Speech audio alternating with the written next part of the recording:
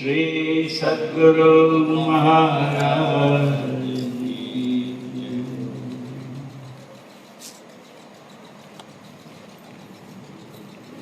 समवेत समादरणीय सत्संग प्रेमी वृंद, आज एक अत्यंत पावन पर्व के अवसर पर हम सभी एक अत्यंत पावन कार्य के लिए यत्र तत्र से एकत्र हैं। इसके पूर्व हमारे आदरणीय महाप्रबंधक महोदय ने जो कुछ शब्द मेरी प्रशंसा में कहे, मैं अत्यंत ईमानदारी के साथ आपके सामने यह स्वीकार करना चाहता हूँ कि उनमें से किसी भी शब्द के मैं कतई योग्य नहीं हूँ। ये उनकी उदारता है जो उन्होंने अत्यंत प्रिय शब्दों का प्रयोग मेरे लिए किया। हाँ, इस पथ का पथिक बनने का प्रयास अवश्य करता रहता हूँ। आज का दिन जो उन्होंने हमारे बारे में कहा, मैं उन्हें उनकी शुभ कामनाओं के रूप में लेता हूँ और सर्वेश्वर सद्गुरु से प्रार्थना करता हूँ कि कदाचित किसी दिन इन गुणों से मैं संपन्न हो पाऊँ। आज का दिन महायोगेश्वर श्री हरि भगवान श्री कृष्ण के अवतरण का दिन है।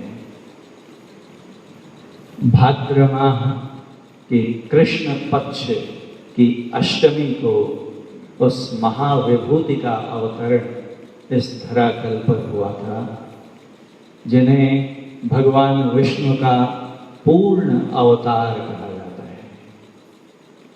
उनकी समस्त कलाओं से युक्त अवतार के रूप में यदि कहीं की मान्यता है तो वो भगवान श्री कृष्ण की है। उनके जन्म के पहले की भूमिका हम लोग जानते हैं कि किसी समय मथुरा में राजा उग्रसेन राज्य किया करते थे, जिनका पुत्र कंस और पुत्री देवकी थे। कंस अत्यंत आतताई, स्वार्थी और महत्वाकांक्षी था। उसकी महत्वाकांक्षा और स्वार्थ इतने तीव्र थे कि कर्तव्य तो छोड़े, शिष्टाचार का भी पालन करना उसने आवश्यक नहीं समझा और अपने पिता को ही बलपूर्वक कारागार में बंद कर दिया और स्वयं राज सिंहासन पर आसीन हो गया। वह अपनी बहन देवकी से बहुत प्यार करता था और उसका विवाह वसुदेव जी के साथ करवाया। लेकिन जो ही उनकी विदाई का समय हो रहा था कि आकाशवाणी हुई, कहते हैं कि अरे कंस, तेरी इसी बहन देवकी का 8वां पुत्र तेरी मृत्यु का कारण बनेगा। स्वार्थ में अंधा हुआ कंस, उसने अपनी ही अति प्रिय बहन को और उसके पति सहित कारागार में डाल दिया और आदेश दिया प्रहरियों को कि हर पुत्र, हर संतान के जन्म के बाद उसे तुरंत मेरे समक्ष प्रस्तुत किया जाए। और एक एक करके 7 संतानों का वध करता चला गया। लेकिन जो ईश्वरीय योजना होती है, उसके मार्ग में कोई भी नहीं आ सकता। कहते हैं जब उनके अवतरण का समय आया तो ऐसी लीला होगी। देखिए, भादो माह और उसका कृष्ण पक्ष, अंधियारा पक्ष, और उसमें भी अंधेरी रात, प्रहरी पहरा दे रहे हैं और ईश्वरीय प्रेरणा होती है कि उनको ऐसी नींद आती है कि सब जो जहाँ थे वहीं बैठ और निद्रा में मग्न हो जाते हैं। कारागार के समस्त कपाट एक एक करके खुलते चले जाते हैं और वसुदेव जी कृष्ण भगवान को लेकर वहां से निकलते हैं, जहां उनके मित्र गोकुल में रहते थे नंदलाल जी। वहां जाकर कथा लंबी है, हम इसमें नहीं जाएंगे क्योंकि हमारे लिए प्रतिपाद्य विषय का स्थापन पहले ही हमारे आदरणीय महाप्रबंधक महोदय ने कर दिया है। इसलिए सिर्फ मैं एक भूमिका रखना चाहता था कि देखिए, भगवान का उदय जब होता है, ईश्वरत्व का उदय होता है, तो ये कारागृह और कुछ नहीं। ये जितनी भी हमारी शास्त्रों की कथाएं हैं, वो कथाएं कितनी सत्य या असत्य हैं उसके बारे में बिना कोई कमेंट किए हुए मैं ये कहना चाहूंगा कि उनमें एक प्रतीकात्मकता होती है, एक सिंबॉलिज्म होता है, एक संकेत, एक छिपा हुआ संदेश हुआ करता है। ये कारागृह जहां पर ईश्वर का अवतरण हुआ, ये कारागृह वस्तुतः अन्य कहीं नहीं, ये हमारा ही शरीर है। गोरखनाथ जी एक बहुत बड़े संत हुए, उन्होंने कहा है, सप्त धातु का काया प्यंजरा तामाही जुगति बिन सुआ।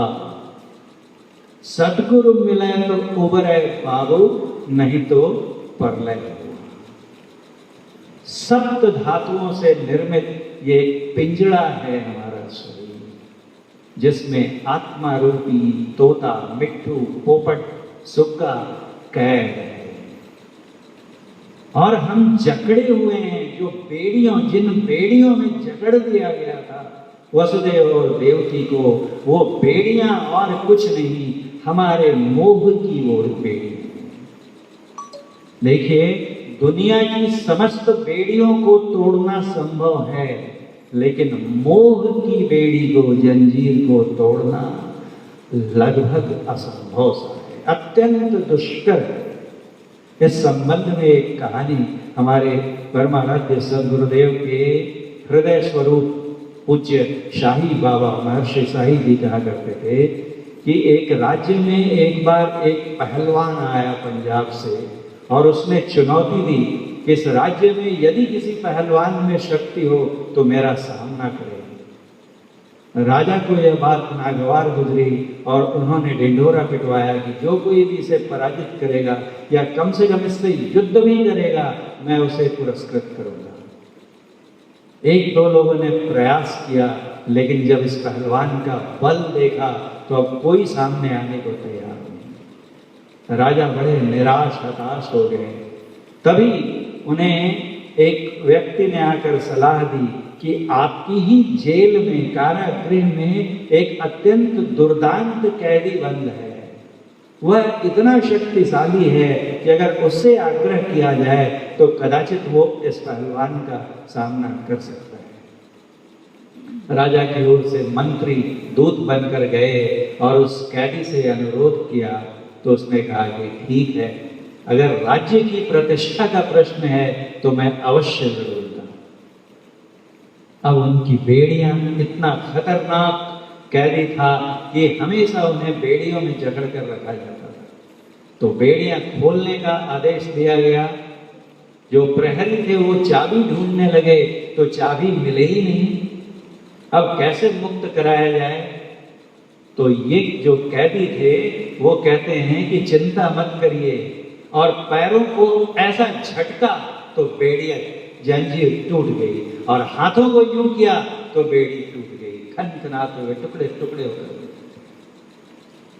मंत्री ने देखा तो अवाक, बोला, इतनी शक्ति यदि तुम में है तो आज तक तुम इन बेड़ियों में जकड़े इस कारागृह में बद्ध क्यों थे? तब उस कैदी ने जो बात कही वो बहुत गौर करने योग्य है। वो कहता है कि मंत्रीवर, आपके राज्य में, आपके शासन तंत्र में किसी की शक्ति नहीं जो मुझे बंद कर रख सके। ये जेल तो बहुत छोटा सा आप है। मुझे यहाँ पर उस जुर्म में बंद किया गया है जो मैंने कभी किया ही नहीं, लेकिन उसके कारण जो मुझ पर और मेरे परिवार पर कलंक लगा, उससे मेरे माता पिता बहुत आहत हैं। वो जीवित ही मृत प्राय हो गए हैं। उनका दुख मुझसे देखा नहीं जाता। अगर कहीं मैं इन बेड़ियों को तोड़कर यहां से बिना अपनी निर्दोषता सिद्ध किए भाग जाता, तब जो आघात लगता मेरे माता पिता को, उसे वो कदापि सहन नहीं कर पाते, और हो सकता है कि जो थोड़ी सांसें उनकी चल रही हैं वो उखड़ जाती हैं। बस इसी भय से मैं अपने आप को आपके जेल में अब तक बंद किए हुए हैं। मोह की बेड़ी, हम इस शरीर रूपी अंधेरी कोठरी, अज्ञान की कोठरी में बंद रहते हैं। लेकिन जिस घड़ी, जिस क्षण हमारे अंदर ईश्वरत्व का उदय होता है, उसी क्षण हमारी बेड़ियां टूट जाती हैं, सारे दरवाजे कारागार के खुल जाते हैं और हम मुक्त हो जाते हैं। ये प्रतीकात्मकता है श्री कृष्ण भगवान के जन्म की मेरे दृष्टि में। इसके आगे भी जितनी कथाएं हैं, आज हमारे वैदिक धर्म में अगर पूछा जाए कि कौन सा ऐसा ग्रंथ है जिसका विश्व में सबसे अधिक भाषाओं में अनुवाद हुआ है, जिसने विश्व में सर्वाधिक लोकप्रियता प्राप्त की है, तो निर्विवाद रूप से एक ही नाम सामने आता है, और वह है श्रीमद् भगवत गीता। ये विदेशों में पहुंची इस्लाम धर्म के अनुयायी से। हमारे उपनिषद और गीता इत्यादि का फारसी भाषा में अनुवाद किया था औरंगजेब के भाई दारा शिकोह ने, और वहां से वो पाश्चात्य देशों में पहुंची, और जब गीता में छिपे ज्ञान पर वहां के विद्वानों की दृष्टि पड़ी तो इतने प्रभावित हुए कि एक एक करके वहां की लगभग हर एक भाषा में आज इसका अनुवाद हो चुका है। उपनिषदों का सार है श्रीमद् भगवत गीता। श्लोक आया है, उसमें कहते हैं कि यदि उपनिषदों को गाय मान लिया जाए तो श्री कृष्ण उसके दोग्धा हैं। उपनिषद रूपी गायों को भगवान द्वारा दूहने से जो सार दूध प्राप्त हुआ वो है श्रीमद् भगवत गीता। भगवत गीता का अर्थ क्या होता है? भगवत अर्थात भगवान, ईश्वर, गीता गीत का स्त्रीलिंग है, अर्थात भगवत गीता का अर्थ हुआ डिवाइन सॉन्ग, ऐसा गीत जिसे अन्य किसी ने नहीं, स्वयं भगवान ने गाया हो, वह है श्रीमद् भगवत गीता।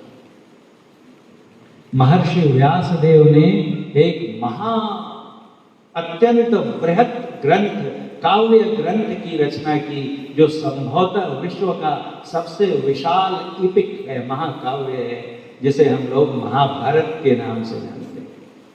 उस महाभारत में 18 मुख्य अध्याय हैं जिन्हें पर्व कहा गया है। उन 18 पर्वों में एक पर्व है भीष्म पर्व, और उस भीष्म पर्व का एक अत्यंत लघु छोटा सा पर तेजस्वी अंश है श्रीमद् भगवत गीता, जिसमें मात्र 700 श्लोक हैं, अधिक नहीं।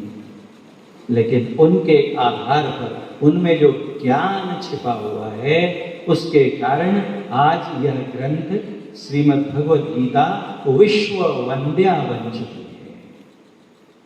देखिए, हमारे पूज्यपाद महर्षि संत सेवी परमहंस जी कहा करते थे कि भारत कहने को तो कृषि प्रधान देश है, लेकिन सदा से ही यह ऋषि प्रधान देश रहा है। यहां अगर भारत को किसी एक चीज के लिए पूरी दुनिया में आज जाना जाता है तो वह है यहाँ का अध्यात्म ज्ञान। मुझे याद है कई वर्षों पहले यहाँ पर स्वीडन से एक डेलीगेशन आया था।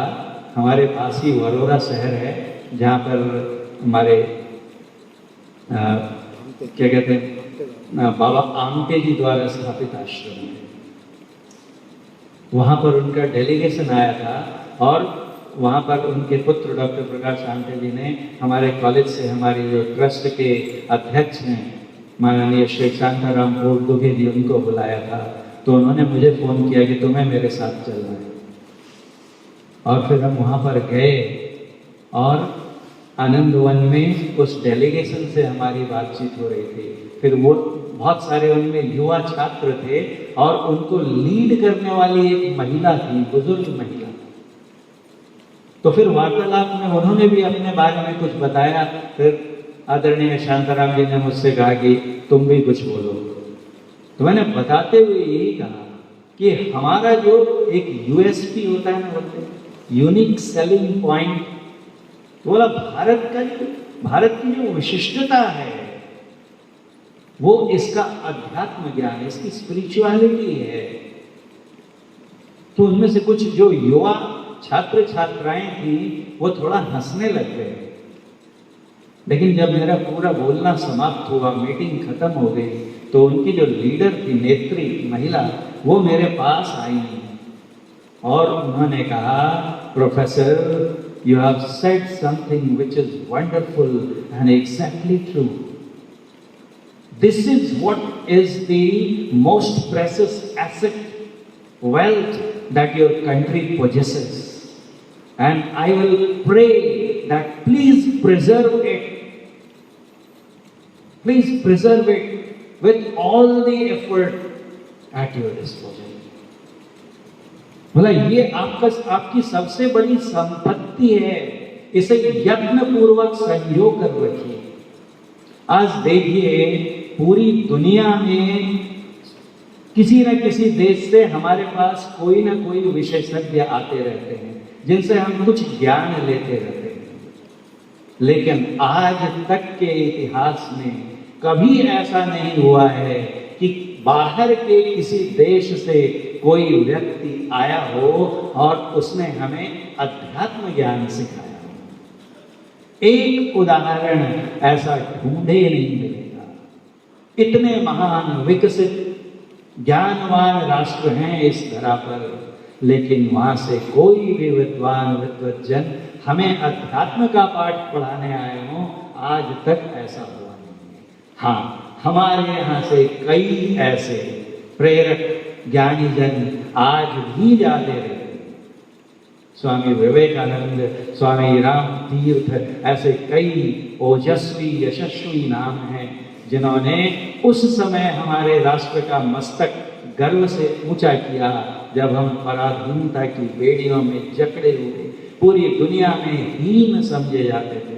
कंट्री ऑफ स्नेक चार्मर्स और मंकी मैन कहा जाता था। उस समय उन्होंने हमें एक कारण दिया, एक रीजन दिया, so that we could stand with our heads held high. तो श्रीमद् भगवत गीता उपनिषदों का, वेदांत का सार है।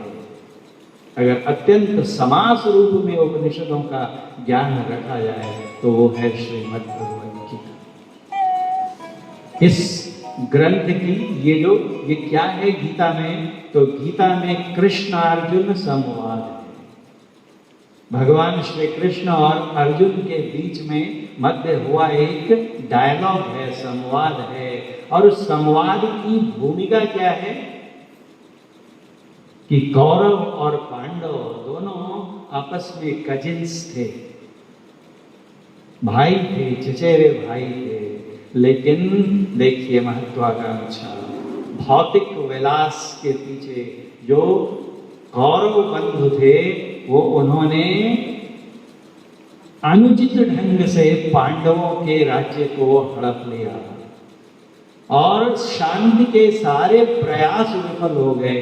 अंततो गत्वा जब भगवान श्री कृष्ण शांति दूत बनकर, बोलते हैं to give just a last try, to peace वहां पहुंचे कौरवों की सभा में और बहुत तरह से समझाया दुर्योधन को कि देखो समझ जाओ, कुछ तो करो।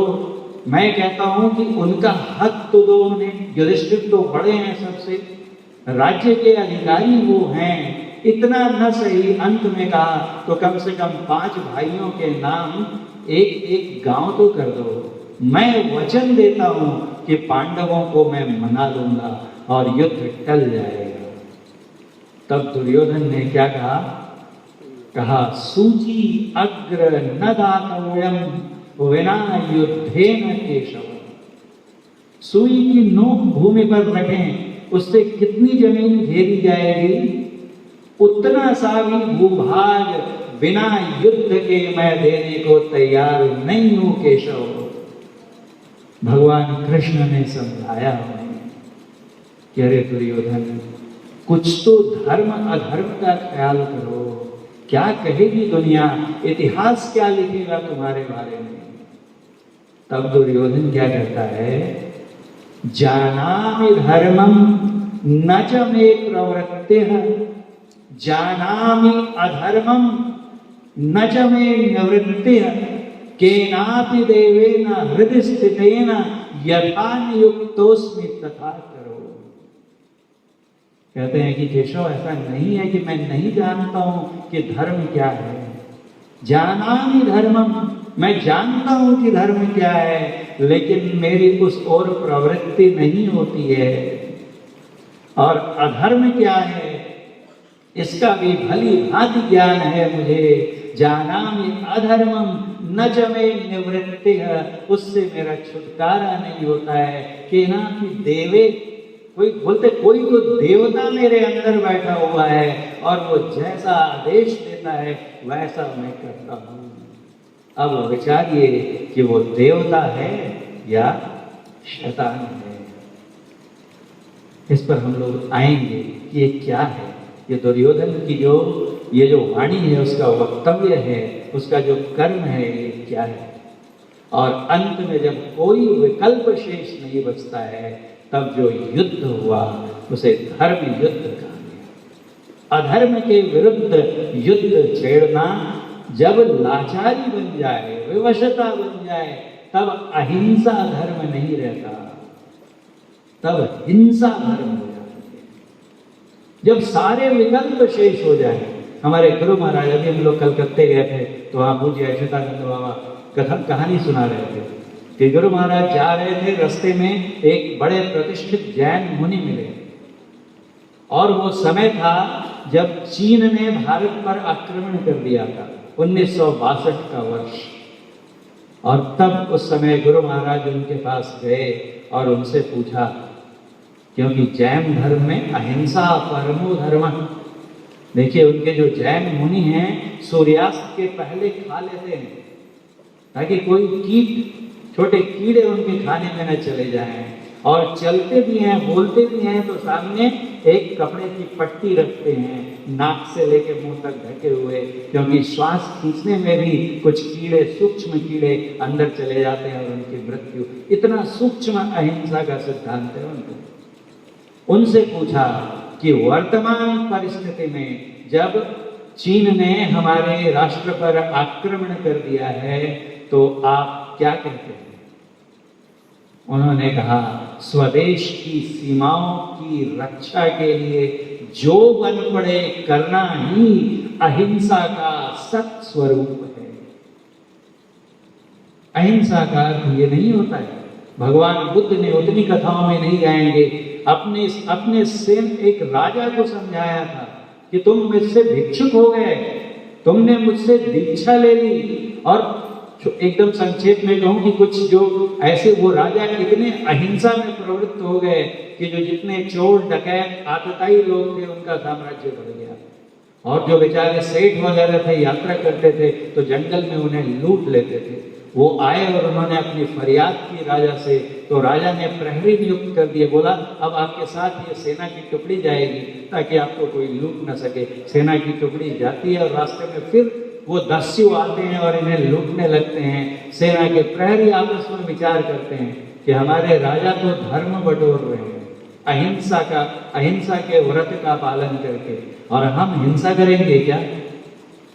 करने दो उनको जो करते हैं, हम कोई इनकी रक्षा नहीं करेंगे, नहीं मारेंगे उन दस्युओं को। और फिर बेचारे वो सेठ, लुटे हुए सेठ आए और राजा से कहा कि आपने कौन सी रक्षा करवाई हमारी? तब राजा किंग कर्तव्य विमूढ़ होकर भगवान बुद्ध के पास पहुंचे। भगवान बुद्ध जिनका पूरा जीवन हिंसा को रोकने में गया, और राजा ने कहा कि मैं क्या करूं बनते? तो उन्होंने कहा कि राजा के लिए जो राजोचित कर्म है उसका निर्वाह तुम्हें करना ही चाहिए। कर्तव्य के लिए जो हिंसा की जाए वो हिंसा नहीं, अहिंसा ही है। महात्मा गांधी सत्य और अहिंसा उनके दो ही सिद्धांत थे मुख्य। और उनसे भी किसी ने इनडायरेक्टली सवाल पूछा कि बापू आप ट्रेन में जा रहे हैं और आपके साथ आपके परिवार की महिलाएं, माँ बहन हैं, और कोई दुष्ट आते हैं और उनके साथ दुष्कर्म करने का प्रयास करते हैं, तो आप क्या करेंगे? गांधी जी समझ गए, बोले मैं समझ गया कि आप मुझसे पूछना क्या चाहते हो। मेरे अहिंसा के बारे में आपका प्रश्न है। ऐसे में उन अत्याचारियों के, दुष्कर्मियों के खिलाफ उठकर उन्हें तमाचे जड़ना या आवश्यक हो तो उनकी हत्या कर देना अहिंसा है। तो जब कोई विकल्प शेष नहीं बचा, तब भगवान श्री कृष्ण ने युद्ध की घोषणा की। दो भागों में सेनाएं बट गई। श्री कृष्ण की भी सेना दुर्योधन की ओर चली गई। उतनी कथाओं में जाएंगे तो हम लोग आज के विषय पर नहीं आ पाएंगे। एक तरफ कौरव और उनकी 7 अक्षौहिणी सेनाएं, दूसरी तरफ 11 अक्षौहिणी सेनाएं, और इधर निहत्थे कृष्ण। इस युद्ध का आंखों देखा हाल सुनना था किन्हें? धृतराष्ट्र को। धृतराष्ट्र कैसे देखेंगे युद्ध? लड़ तो सकते नहीं थे, अंधे थे। तो व्यासदेव जी ने उनके सारथी संजय को दिव्य दृष्टि प्रदान की और कहा कि तुम राजमहल में बैठे ही राजन को युद्ध का आंखों देखा प्रसारण सुनाते रहना। और तब देखिए इस गीता का प्रारंभ कहां से होता है। कहते हैं धर्म क्षेत्रे कुरुक्षेत्रे समवेता युयुत्सवा। कहते हैं कि जो कुरुक्षेत्र में धर्म का क्षेत्र है, वो धर्म युद्ध जहां चल रहा है, वहां पर युद्ध की इच्छा से समवेत हुए, जमा हुए युयुत्सव मामकाः पांडवाश्चैव किम अकुर्वत् संजय। कि मेरे, देखिए मेरे मामकाः, मेरे मतलब कौरव, और पांडवाः चैव, और पांडवों ने किम अकुर्वत, क्या किया संजय, ये मुझे बताओ। और यहीं पर बीज है महाभारत का। धृतराष्ट्र मतलब क्या होता है? जो अपने राष्ट्र को ही ठग ले, जो अपने राष्ट्र के साथ ही विश्वासघात करे, ऐसे व्यक्ति को, ऐसे राजा को कहते हैं धृतराष्ट्र। मामकाः पांडवाश्चैव, क्या राजा का यही कर्तव्य है कि जब युद्ध हो रहा हो तो देखे कि इसमें मेरे सगे संबंधी और दूसरे कौन हैं? राजधर्म यही है? या राजधर्म है निष्पक्षता के साथ निर्णय करना, अनुचित क्या है, उचित क्या है, गलत क्या है, सही क्या है, और जो असत्य के मार्ग पर हो उसे दंडित करना एक राजा का कर्तव्य है। और यदि वो राजा उसका पालन नहीं करता है तो यकीन जानिए धृतराष्ट्र कहीं बाहर नहीं, हम में से प्रत्येक के अंदर बैठा हुआ है। हमारे समक्ष जब भी ऐसी द्विविधा की परिस्थिति हो कि जहां हम मोहग्रस्त होने लगे, दुर्बल होने लगे मोह के हाथों। धृतराष्ट्र भली भांति जानते थे कि दुर्योधन अधर्म के मार्ग पर है, समझाने का प्रयास भी किया, लेकिन जब दुर्योधन उद्धत हो गया, उद्दंडता की सीमा पर आ गया और पिता की न मानने लगा, तब राजा का क्या कर्तव्य था? उसे दंडित करना, उसे कारागार में डाल देना और युधिष्ठिर को उसका जो अधिकार, स्वाभाविक अधिकार था, सौंपना। लेकिन ऐसा उन्होंने नहीं किया। जानते हुए भी गलत के पक्ष में खड़े अपने पुत्र का पक्ष लिया। और यही है धृतराष्ट्र का चरित्र। मैं एक ऑफिसर हूं और मेरे सामने कुछ पोस्ट की वैकेंसीज निकली हैं और वहां बहुत से कैंडिडेट्स इंटरव्यू के लिए आते हैं, जिनमें से एक मेरा सगा है, संबंधी है या रिकमेंडेड कैंडिडेट है, और एक दूसरा है जो अत्यंत प्रतिभावान है। एक ही पद है। मेरा ज़मीर कहता है कि डिजर्विंग तो ये है, लेना तो इसे चाहिए, फिर भी मोह की बेड़ियों में मोहासक्त होकर मैं अपने सगे संबंधी का चयन करता हूँ। तो धृतराष्ट्र हरियाणा के कुरुक्षेत्र में नहीं, हमारे अंदर बैठा हुआ है। ये महाभारत के सारे पात्र हमारे अंदर ही हैं। जन्मांध तो बहुत होते हैं। आज जिनकी कविता का पाठ किया हमने, सूरदास जी, वो क्या थे? वो भी अंधे थे। जन्मांध होना उतना बुरी बात नहीं है, मोहांध हो जाना। जन्मांध नृप और मोहांध पिता। जन्मांध पिता, मोहांध नृप। पिता तो जन्म से ही अंधे थे, लेकिन नृप राजा अगर मोह से अंधा हो जाए तो यही होता है महाभारत। प्रश्न ही है, मामका पांडवाश्चैव, मेरे यानी कौरवों ने, मेरे पुत्रों ने क्या किया और कौरवों ने क्या किया, ये बतलाओ संजय। भगवान श्री राम बताते हुए श्री रामचरितमानस में माया की परिभाषा कहते हैं, मैं अरु मोर तोर तैं माया। मैं और मेरा, तू और तेरा, ये जो भेद हमारे मन में दोनों के लिए आ जाता है, यही माया का स्वरूप है। क्यों इसे माया कहते हैं? इसी का उत्तर है इस श्रीमद् भगवत गीता में। जब ऐसा होता है तो दुर्योधन भीष्म पितामह के पास जाकर सेनाओं का वर्णन करते हैं कि किस पक्ष में कौन कौन योद्धा हैं, सेनापति हैं, और फिर भीष्म जो है शंख बजाते हैं, और फिर इधर से कृष्ण भगवान भी, पांचजन्य, अर्जुन, देवदत्त इत्यादि इत्यादि कई शंख बजाए जाते हैं और युद्ध की घोषणा, युद्धारंभ की घोषणा हो जाती है। और तभी अर्जुन कहते हैं श्री कृष्ण से कि सेनयोरुभयोर मध्ये रथम स्थापय मेच्युत। उभयो सेनयोर मध्ये, दोनों सेनाओं के मध्य में मेरे रथ को स्थापित करो हे अच्युत, हे कृष्ण, ताकि मैं देख सकूं कि मुझे किनके पक्ष में और किनके विरुद्ध युद्ध करना है। उनकी आज्ञा का पालन करते हुए भगवान श्री कृष्ण अर्जुन के रथ को दोनों सेनाओं के ठीक मध्य में ले जाकर खड़ा कर देते हैं। और तब अर्जुन जो देखते हैं, प्रथम अध्याय का नाम है अर्जुन विषाद योग। वो विषाद ग्रस्त हो जाते हैं, दुख के सागर में निमग्न हो जाते हैं, क्योंकि देखते हैं कि उनके विरुद्ध खड़े हैं जिन्होंने उन्हें गोद में खिलाया, जिनके वो अति प्रिय थे, वो उनके भीष्म पितामह। दादाजी से पोते का कितना लगाव होता है सोचिए।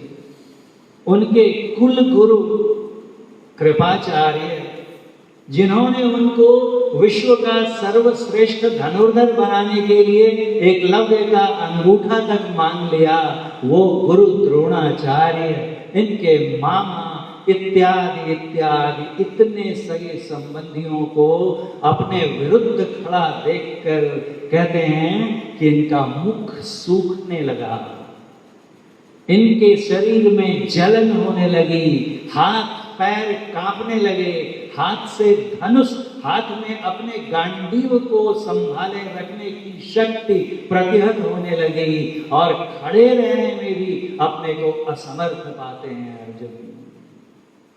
और घुटनों के बल बैठकर कृष्ण से आर्त स्वर में कहते हैं कि हे कृष्ण, ये किस दुविधा में मैं फंस गया, मुझे नहीं चाहिए ये रक्त रंजित विजय श्री, अपनों का रक्त बहाकर उनकी मृत्यु की, उनके प्राणों की कीमत पर, मूल्य पर जो राज्य मुझे हासिल होगा, नहीं चाहिए मुझे ऐसा राज्य। इसके बजाय मैं भीख मांगकर जीवन बिताना श्रेयस्कर समझूंगा, लेकिन न योत्सित, कहते हैं मैं नहीं लड़ूंगा। घोषणा, अपनी डिग्री, अपना निर्णय सुना दिया कि मैं नहीं लड़ूंगा और बैठ गए। और इसके बाद उन्हें समझाने के लिए, युद्ध में प्रवृत्त करने के लिए जो भगवान श्री कृष्ण ने उन्हें उपदेश दिया, वो उपदेश ही श्रीमद् भगवत गीता है। पुनः मैं कहता हूं कि देखिए, कथा महात्मा गांधी ने श्रीमद् भगवत गीता जो उसके भूमिका में लिखा है, और बहुत सुंदर बात लिखी कि ये सारे कैरेक्टर्स, ये सारे चरित्र हमारे अंदर ही हैं, कहीं और नहीं। महाभारत सच में हुआ नहीं हुआ उसके पीछे हम नहीं जाते हैं, लेकिन विचारिए कि वो जो अर्जुन था, क्या वो पहली बार रक्त बहाने जा रहा था? क्या इसके पहले उसने कोई युद्ध नहीं किया था? तब खून की नदियां नहीं बही थी अकेले? अगर आपको याद होगा तो 12 वर्ष का वनवास और उसके बाद जो 13वां वर्ष का अज्ञातवास था, उसके अंत में विराट राजा पर जो आक्रमण कर देती है कौरव की सेना, तब सिंगल हैंडेड विक्ट्री दिलाई थी अर्जुन ने उस समय। तब सिर्फ दुर्योधन आया था और उसकी सेना आई थी वहां पर। और उसके पहले जो अश्वमेध यज्ञ इत्यादि युधिष्ठिर को चक्रवर्ती राजा बनाने के लिए किए गए थे, कितने राजाओं के सर और उनके मुकुट पारितोषिक के रूप में अपने भ्राताश्री को उपहार स्वरूप प्रस्तुत किए थे अर्जुन ने, तब उनके हाथ पैर नहीं कांपे थे। आज क्या हो गया? जो इतनी विद्वत्ता का पाठ पढ़ा रहे हैं, वो उनको, जो पूरे विश्व के गुरु हैं, जगत गुरु श्री हरि, उनको सिखाते हैं क्या हुआ आज। तो आज जिनका रक्त बहाना था वो उनके स्वकीय थे, स्वजन थे। और इसके पहले जिनको मारते आए थे, मृत्यु के मुख में ढकेलते आए थे, वो सब परकीय थे। ये मैं दिखाई दे रहे हैं और वो सब पर थे, स्वपर। इसका जो भेद है, मैं अरु मोर तोर ते माया, यही जो मोह है, ये जब भी जीवन में हमें घेर ले, जब हम किंग कर्तव्य विमूढ़ता की स्थिति में आ जाएं कि क्या करना है समझ में ना आए और उसका कारण ये हमारा मोह हो, तो अर्जुन को ढूंढने के लिए 5000 वर्ष पूर्व जाने की जरूरत नहीं है। अर्जुन हमारे ही अंदर बैठा हुआ है। ऐसे मोहग्रस्त शिष्य को उसके उद्धार के लिए जो ज्ञान देते हैं वो होते हैं सद्गुरु। श्री कृष्ण ने वहां पर जो भूमिका अदा की वो एक गुरु की भूमिका थी।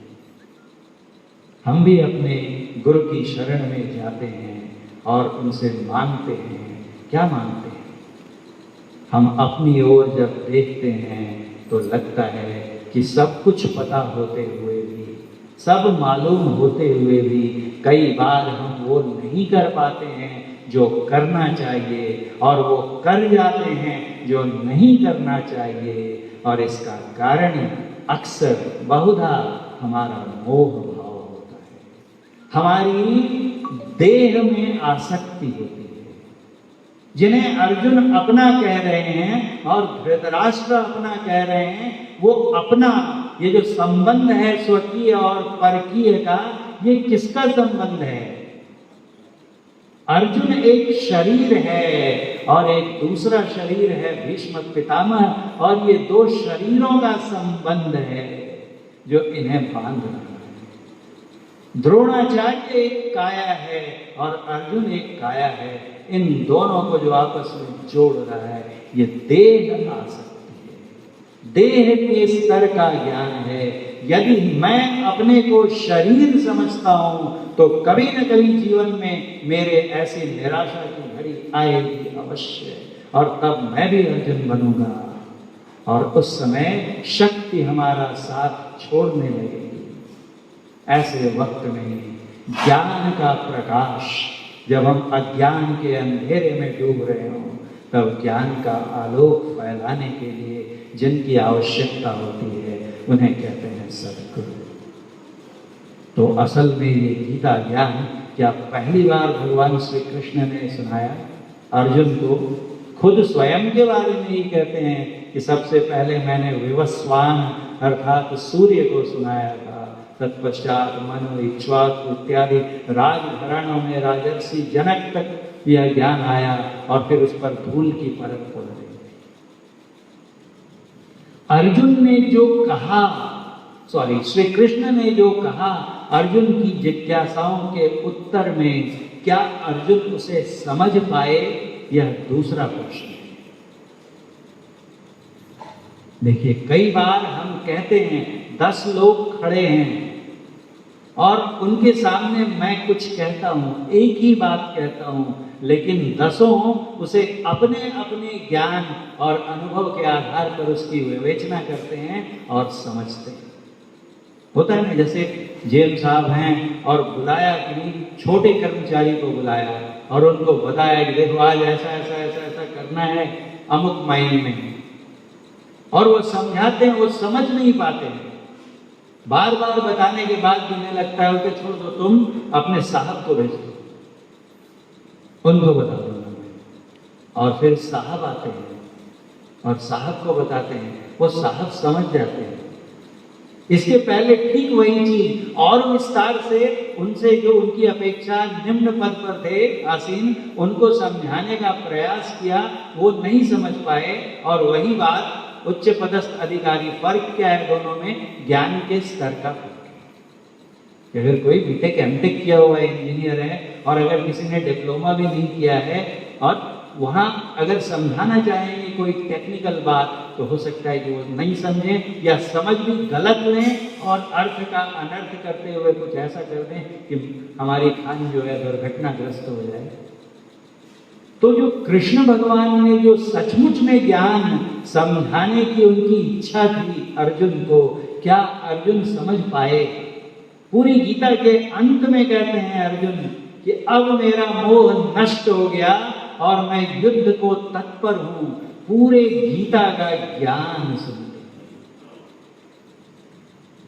दूसरी बात कि भगवान श्री कृष्ण वहीं पर कहते हैं कि ये ज्ञान तुमसे पहले मैंने यहां पर किसी को नहीं कहा और किसी ने नहीं सुना।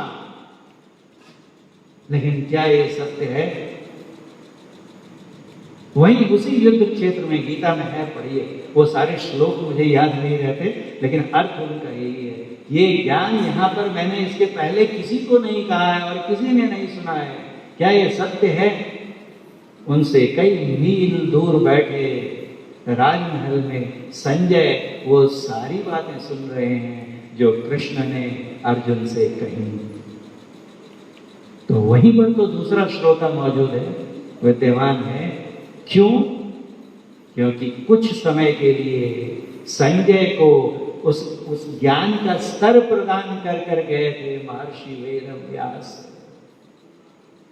जो स्वयं एक ऋषि थे, तत्व ज्ञानी थे।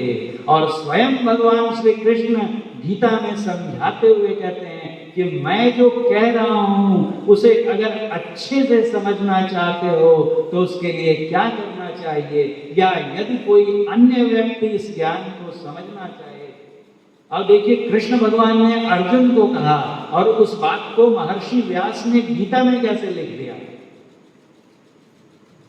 अगर किसी और ने नहीं सुना, नहीं देखा, तो वो आज हम गीता के रूप में उसकी चर्चा कैसे करते हैं। जिस ज्ञान के स्तर को प्राप्त वो महायोगेश्वर भगवान श्री कृष्ण थे, उस ज्ञान के स्तर तक उठा हुआ जो भी महापुरुष है, संत सद्गुरु है, वो उस ज्ञान को, उसी ज्ञान को जानता है। महर्षि व्यास देव ने वो ज्ञान सिखलाया। भगवान श्री कृष्ण जो ज्ञान देते हैं उनको, अर्जुन को तब क्या कहते हैं उनके बारे में बतलाते हुए कि अर्जुन, ये कायरता, इस असमय में इसने तुम्हें क्लैव्य, नपुंसकता ने तुम्हें कैसे घेर लिया। ये वो घड़ी नहीं है विषाद करने की। खड़े हो जाओ, किस बात का शोक करते। आगे उन्होंने दिखलाया है। जब नहीं समझते हुए अर्जुन उनसे उनके सच्चे, उनके रूप को, विराट रूप को देखने की मांग करता है, याचना करता है, तो भगवान श्री कृष्ण उसे अपने विराट रूप के दर्शन कराते हैं। कैसा, कितना विशाल रूप है कि पाताल से लेके आकाश तक फैला हुआ, और एक एक रोम, हमारे रोम में कैसे चित्र हैं, दिखाई भी नहीं पड़ते हैं अगर बाल नहीं रहे।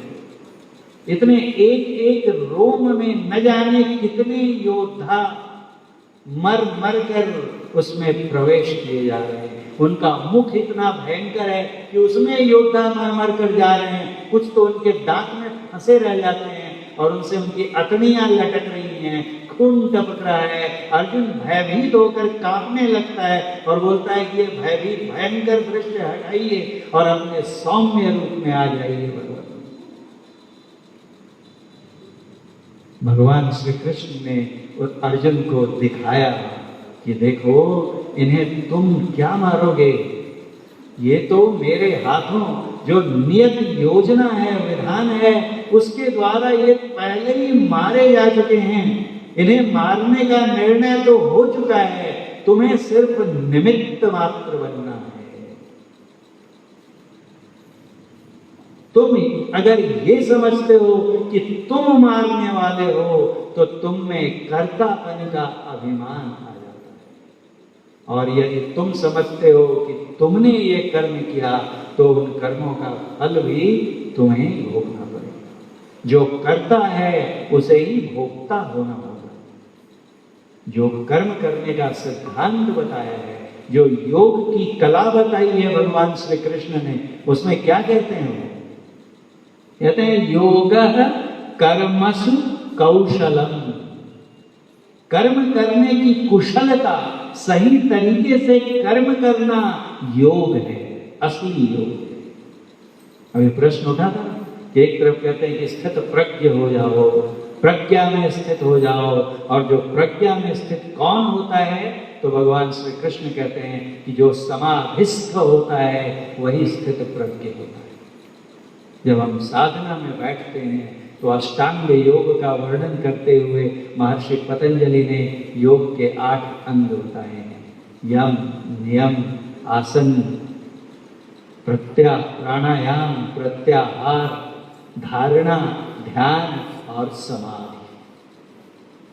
अंतिम अवस्था है योग की समाधि, जहां पर जो जानने वाला है, जिसे जानना चाहता है, वो दोनों मिलकर एक हो जाते हैं।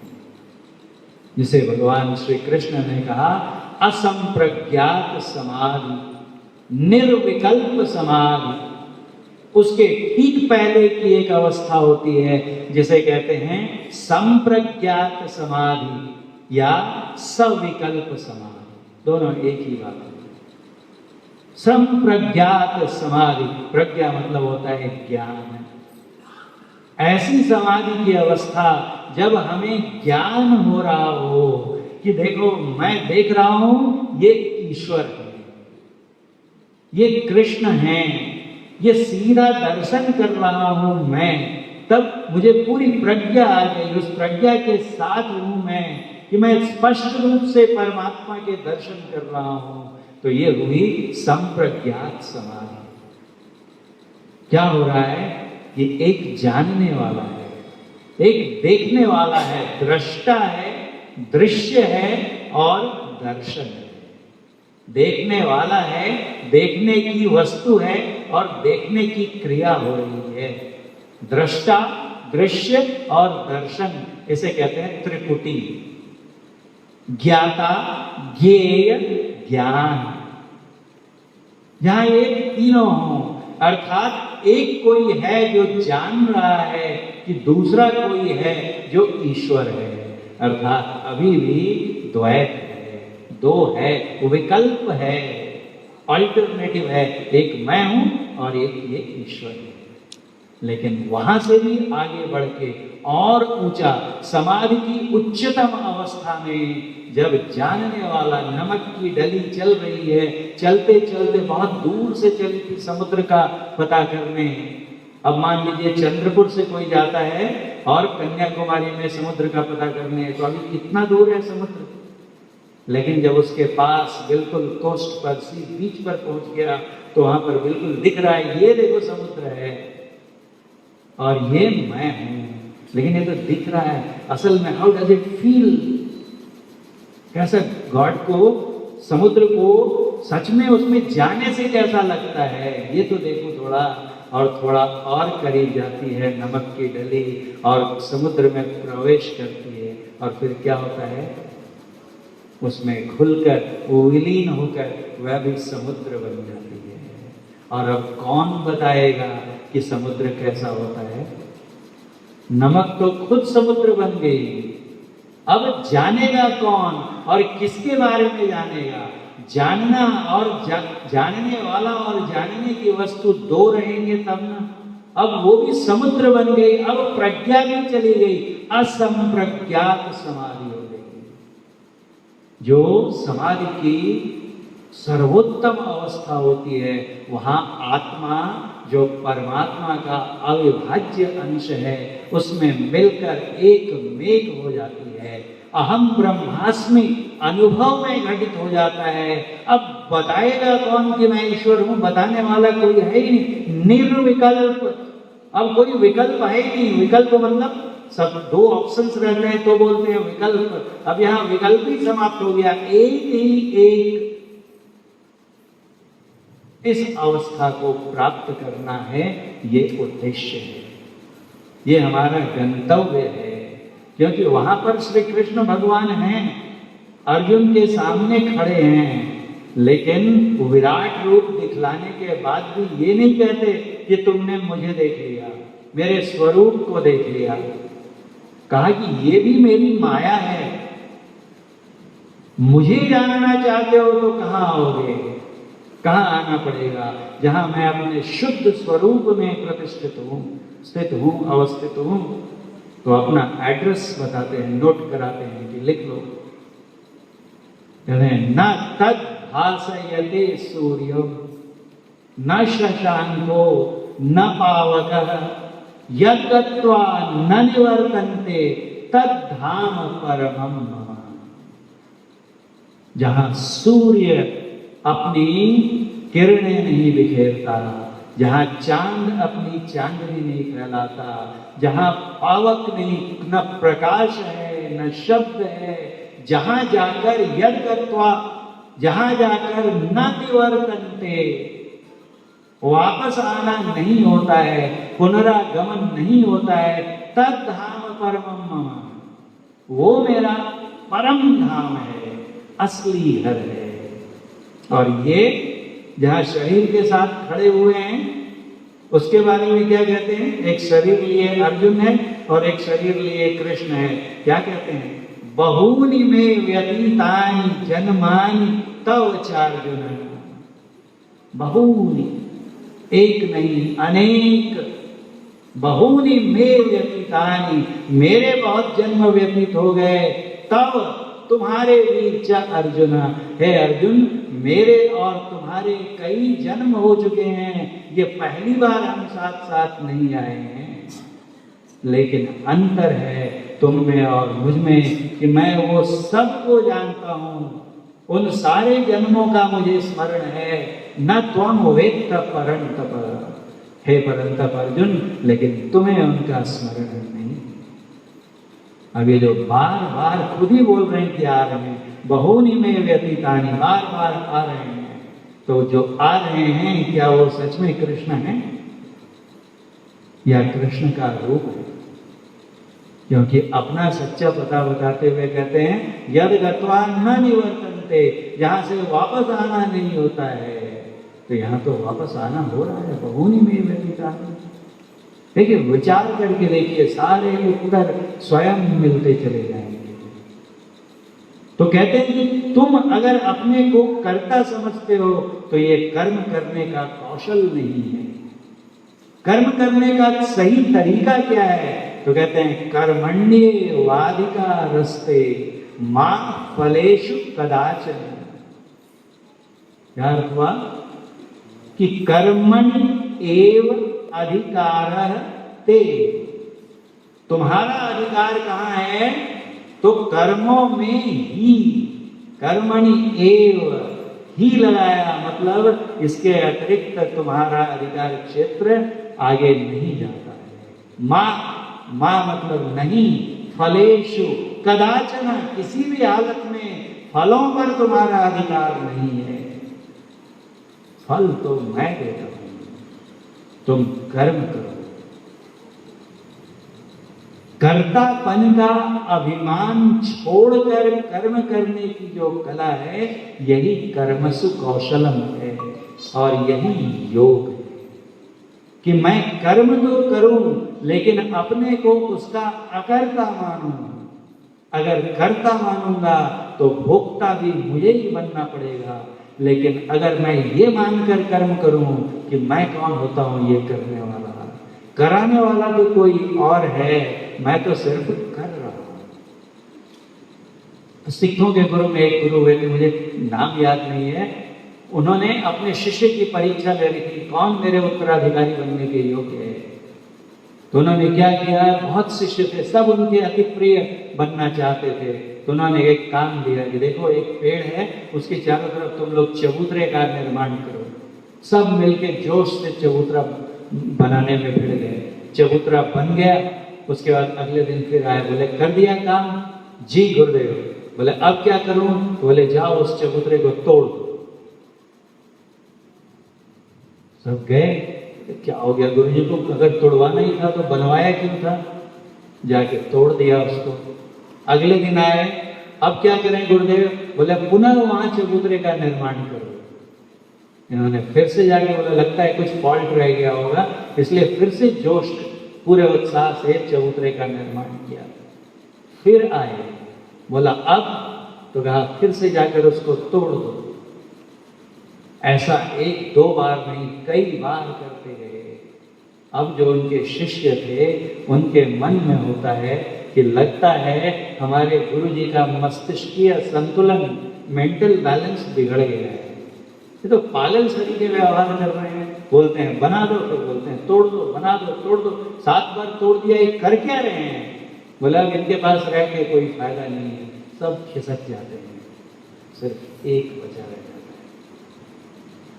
फिर वो अगले दिन जाता है तो कहते हैं बाकी कहाँ गए? बोले गुरुदेव सब चले गए। बोले अच्छा सब चले गए, तुम क्यों बचे हुए हो? क्यों चले गए सब? तो बताया कि वो कह रहे थे कि पता नहीं गुरुदेव को क्या हो गया है, बनाने को बोलते हैं और फिर तोड़ने को बोलते हैं, बनाने को बोलते हैं, नष्ट करने को बोलते हैं। ये कोई बात हुई क्या? ऐसा काम करवा रहे हैं हम लोग, क्या पागल हैं? सब गुस्से में चले गए। तो बोले तुम क्यों बचे रह गए? तुम भी चले जाते, अभी फिर बनाना है पुत्र उसको। कहा बिल्कुल तत्पर हूं गुरुदेव। बोले क्यों? तो बोले मुझे इससे क्या फर्क पड़ता है कि आप बनाने को कहते हो कि तोड़ने को कहते हो। मैं तो इतना भर जानता हूं कि आपने मुझे किसी काम के लायक समझा, आपने मुझे जो आदेश दिया वो मैंने किया। आप जो करने को कहते हैं मैं करता जाता हूं, यही मेरा कर्म है। जिस तरह से बनाना एक कर्म है, उसी तरह से तोड़ना भी एक कर्म है। मैं क्यों फिक्र करूं कि आप मुझे दो विरोधाभासी चीजें करने को बोल रहे हैं। जो चले गए उनके मन में कर्तापन था। बनाकर वो ये सोचते थे कि मैं बना रहा हूं और फिर मैं तोड़ रहा हूं। और एक जो ये पूर्णतः समर्पित शिष्य है, वो क्या कहता है कि मुझे इससे कोई अंतर नहीं पड़ता, मैं तो आपके आदेश का पालन ही अपना धर्म समझता हूं।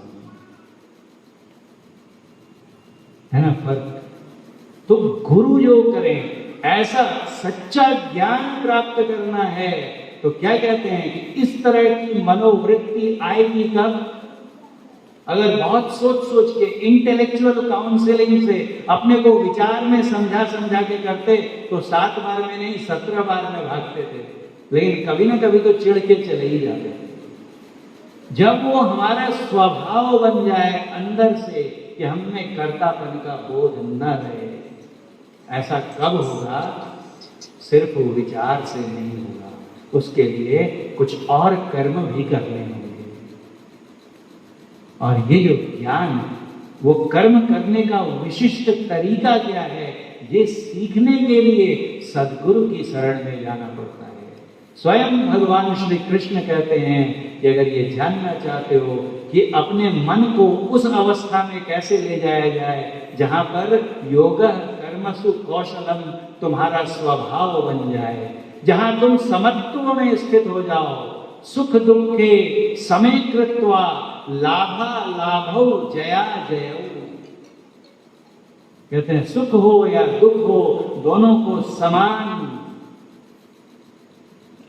बैठे हुए हैं राजा और आकर खबर देता है कि राजन, वो जो जहाज हमारा माल से भर कर ला रहा था डूब गया। यहाँ सभा चल रही है, बोलते हैं कोई बात नहीं, चेहरे पर एक शिकन नहीं।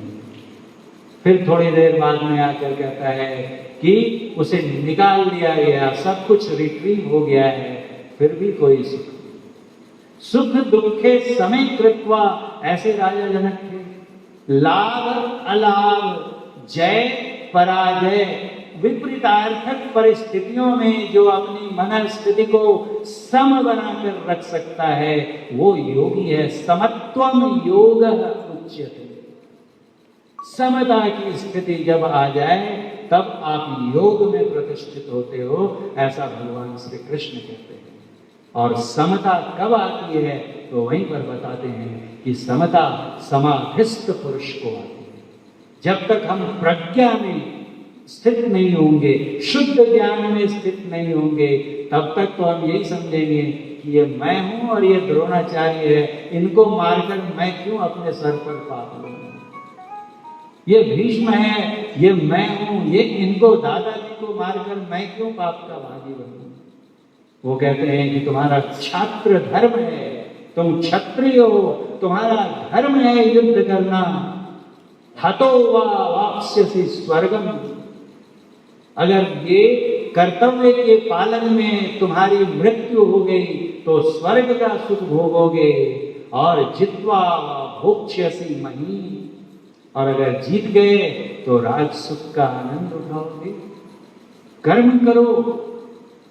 लेकिन ऐसी समता अगर ये उपदेश सुनकर आ गई होती तो गीता समाप्त हो गई, युद्ध प्रारंभ होता है और जयद्रथ के हाथों समस्त कौरव वीरों के, जिनमें कर्ण भी थे, है ना, उनके बीच घिरा हुआ अर्जुन का निहत्था पुत्र अभिमन्यु मारा जाता है। और सुख दुखे समय कृत्वा लाभा लाभो जया जयो। अब जब पुत्र मारा गया तो इतनी गीता सुनने के बाद क्या सिर्फ अर्जुन का पुत्र था, कृष्ण का कोई नहीं लगता था अभिमन्यु, जिसे अपनी जान से अधिक प्यार करते थे उनकी बहन सुभद्रा। उनका भांजा था अभिमन्यु, और सुभद्रा से विवाह करने के लिए अर्जुन को स्वयं भगवान श्री कृष्ण ने ही प्रेरित किया था कि भगाकर इसे ले जाओ, नहीं तो हमारे दाऊ जी इसका विवाह कौरवों के खानदान में करवाने वाले हैं। तो वो प्यार नहीं करते थे क्या? दोनों की प्रतिक्रिया में कितना अंतर है। एक है ज्ञानस्थ सद्गुरु कृष्ण और एक है मोहग्रस्त अर्जुन। गीता तो पूरी सुन ली और उसके बाद भी जब मरा अभिमन्यु तो करुण क्रंदन करने लगे, विलाप करने लगे, इतना रोने लगे कि अंत में उस सूक्ष्म लोक में ले जाना पड़ा अर्जुन को, भगवान श्री कृष्ण को, और वहां ले जाकर दिखाया, ये देखो तुम्हारा पुत्र है अभिमन्यु। और तब ये दौड़ते उसके तरफ, पुत्र, वो कह रहे हैं ठहर जाओ, ठिठक जाते हैं। वो कहता है कौन पुत्र और कौन पिता? जिसके तुम पिता थे वो शरीर वहीं युद्ध भूमि में पड़ा हुआ है, जाओ उसका दाह संस्कार करो। यदि तुम मुझे अपना पुत्र समझते हो तो इसके पूर्व कई जन्मों में मैं तुम्हारा पिता रह चुका हूं। ये जो संबंध है, मैंने वही कहा, देह के अर्थ में अगर हमारा ज्ञान देह के शरीर के स्तर का ज्ञान है तो हम मोहग्रस्त हैं। पूरी गीता सुन लेने के बाद भी अर्जुन मोह मुक्त नहीं होता है। क्यों नहीं होता है? क्योंकि उस समत्व की स्थिति में जाने के लिए जो अपेक्षित कर्म है, जो अपेक्षित युक्ति का अभ्यास है, वो भी करना पड़ता है। कितना समझाते हैं कृष्ण भगवान कि अरे शरीर का मोह क्यों करते हो? वो मारे जाएंगे, तुम मारे जाओगे, शरीर से कोई फर्क नहीं पड़ता है। ये शरीर तो आत्मा का वस्त्र है। वासांसि जीर्णानि यथा विहाय नवानि गृह्णाति नरोपराणि तथा शरीराणि विहाय जीर्णानि अन्यानि संयाति नवानि देहि। कि जैसे हमारे वस्त्र पुराने हो जाते हैं, जीर्ण शीर्ण हो जाते हैं, तो उनको छोड़कर हम नया वस्त्र, नई ड्रेस पहन लेते हैं, वैसे ही ये शरीर आत्मा का वस्त्र है। न जायते म्रियते वा कदाचित् न भूत्वा न भविता न भुवः। न ये जीता है न मरता है, ये तो अमर है। अचलम स्थाणुर सर्वगतम शाश्वतम शाश्वतो अयम।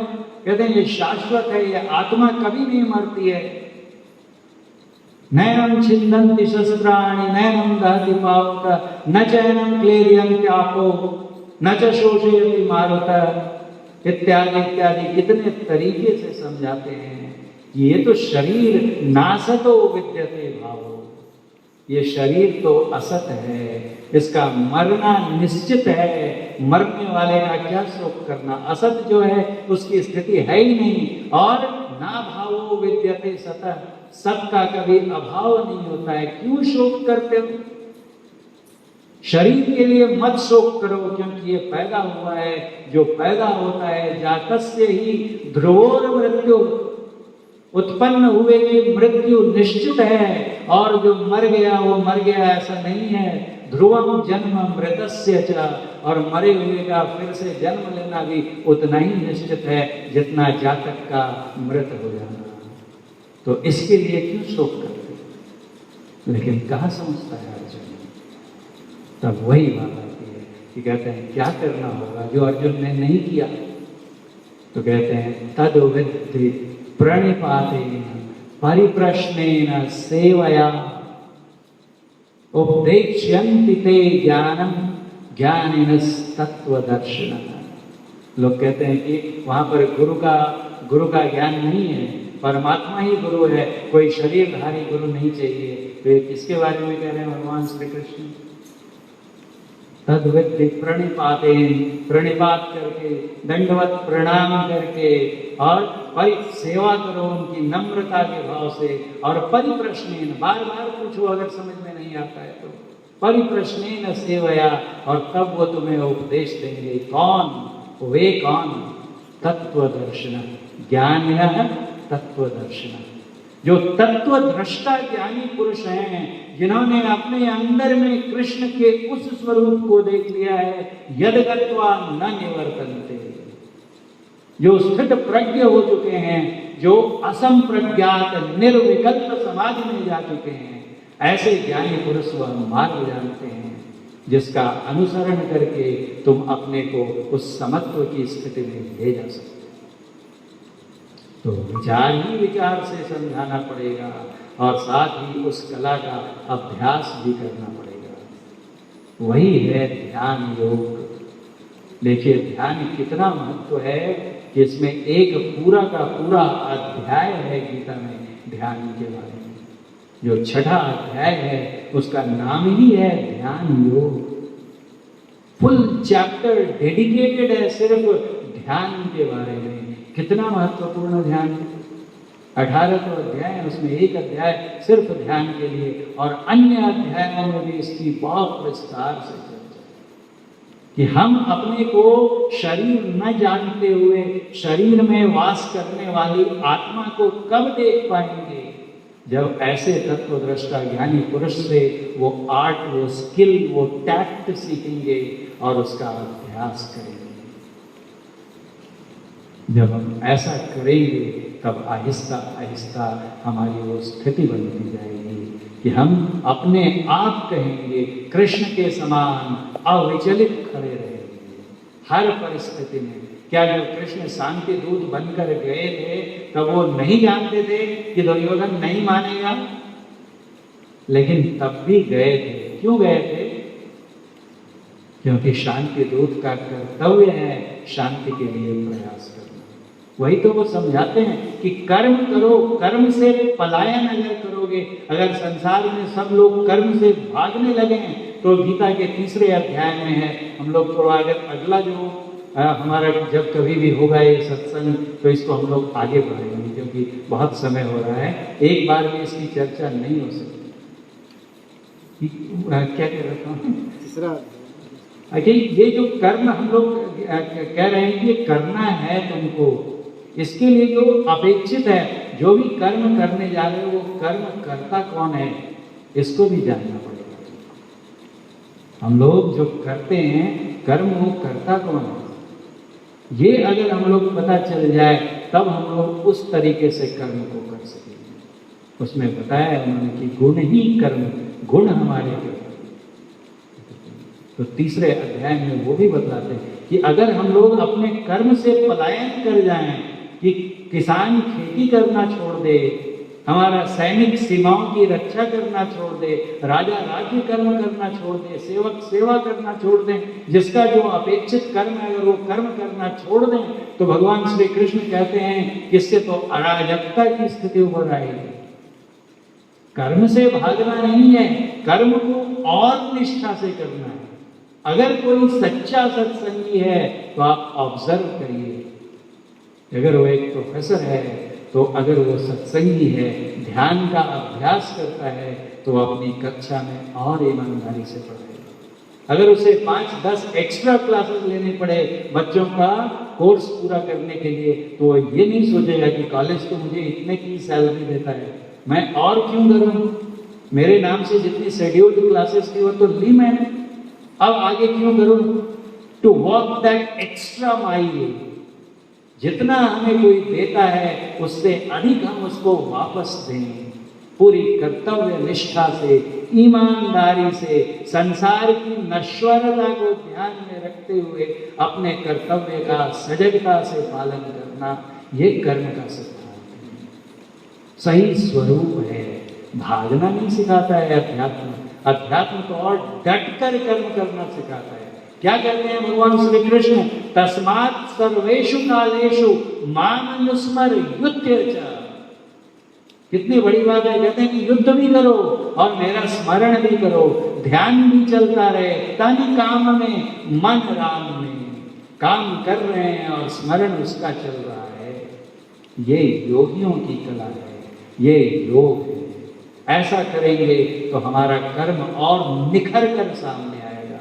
उसके रिजल्ट्स आप देखिए, जो भी स्पिरिचुअल लोग आपको फील्ड में दिखेंगे, सामने प्रशंसा नहीं करनी चाहिए, लेकिन बैठे हुए हैं हमारे सामने उसके ज्वलंत उदाहरण कि जहाँ कहीं कोई विकट विषम परिस्थिति होती है तो इनको वहाँ पोस्ट किया जाता है। पिछली बार हम लोग सत्संग में मिले थे तो कह रहे थे जब लास्ट जो नॉन प्रोड्यूसिंग माइंड थी वो भी अब प्रोडक्शन करने लगे। अब लगता है मेरा समय। तो देखिए कितने अच्छे से काम कर रहा है। दूसरे उदाहरण इधर बैठे हुए हमारे दो देखिए सामने कामेश्वर जी हैं, सत्येंद्र साहब हैं। जितना हम ध्यान में अंदर हमारी जितनी पैठ होती जाएगी, बाहर में हम अपने कर्म उतने ही अच्छे से करेंगे और हमेशा अपने ध्येय को, अपने गंतव्य को, अपने लक्ष्य को स्मरण में रखते हुए कि ये तो हमारा कर्म है लेकिन असली निशाना कहीं और है। ये कला है। तो ये युद्ध से पलायन करना भी नहीं सिखाती है और स्थित प्रज्ञता की ओर जाने से भी नहीं रोकती है। दोनों एक दूसरे के परस्पर विरोधी नहीं है। ये गीता का सच्चा ज्ञान है। पूरा अभी एक बार में जस्टिफाई नहीं किया जा सकता। इसको कुछ और विस्तार में हम लोग अगर प्रभु इच्छा हुई, जो इच्छा हुई तो आगे लेंगे हम लोग और धीरे धीरे बिल्कुल स्पष्टतया समझ में आएगा कि गीता पलायनवादी नहीं बनाती है। गीता कर्म को और अच्छे से करने, संसार भी जो बना दे, ये संसार भी और वो संसार भी, सांसारिक कल्याण और पारमार्थिक कल्याण, इहलौकिक हित और पारलौकिक हित, दोनों जिस ज्ञान में जुड़े हुए हैं वो है गीता का ज्ञान। और ऐसे गीता का ज्ञान देने वाले महान पुरुष भगवान श्री कृष्ण की जयंती के उपलक्ष्य में हम लोग आज इस सत्संग में एकत्रित हुए हैं। तो उस जयंती में उन्हें स्मरण करने का, उन्हें अपनी आदरांजलि प्रस्तुत करने का सबसे अच्छा तरीका यही होगा कि आज हम लोग यहाँ से ये एक संकल्प लेकर जाएं कि जिसका जो भी कर्तव्य है, चाहे वो गृहस्थी में रमी महिलाएं हों, नौकरी पेशा महिलाएं हों, पुरुष हों, बच्चे हों, विद्यार्थी हों, अपना सांसारिक कर्म भी अच्छे से करेंगे और पारमार्थिक कर्म अच्छे से कब करेंगे? जब पता हो कि कैसे करना है। जो जानते हैं उसका अभ्यास करें, जो नहीं जानते हैं उसकी युक्ति सीखनी चाहिए और उसका अभ्यास करना चाहिए। तब हम गीता के ज्ञान के अधिकारी होंगे और तब फिर पूरा महाभारत खत्म हो जाने के बाद अर्जुन की तरह कृष्ण को हमें ये नहीं कहना पड़ेगा कि भगवान उस समय जो गीता बताई थी वो तो भूल गया, एक बार फिर से कहिए ना, कहा है अर्जुन ने। कभी बाद में हम लोग चर्चा करेंगे। बोलिए प्रेम से श्री सद्गुरु महाराज की